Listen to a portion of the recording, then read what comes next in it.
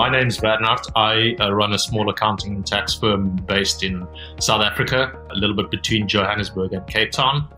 The firm is quite small. I've got one full-time bookkeeper plus myself, and then I have bookkeepers who work with us on a freelance basis.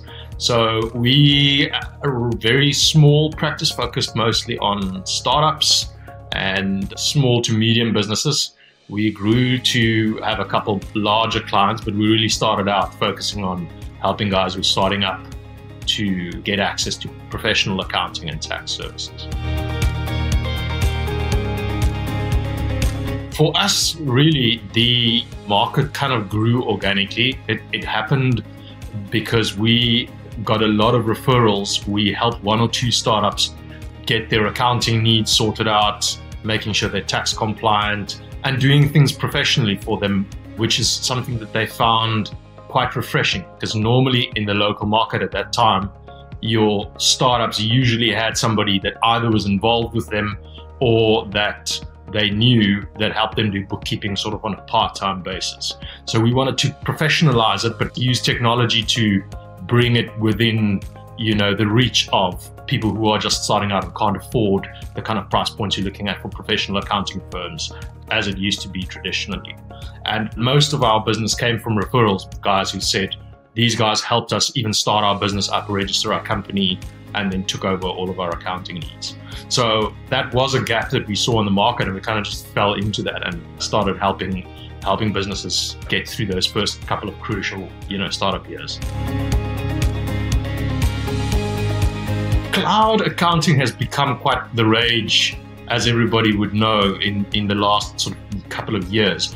It's lagged behind a bit in the South African market, but it's kind of catching on quite swiftly now. But at the point where we got into it, a lot of guys were still using older accounting systems. These days, our stack looks like Xero for the accounting suite, Dext, that used to be called Receipt Bank, for managing expenses and documentation.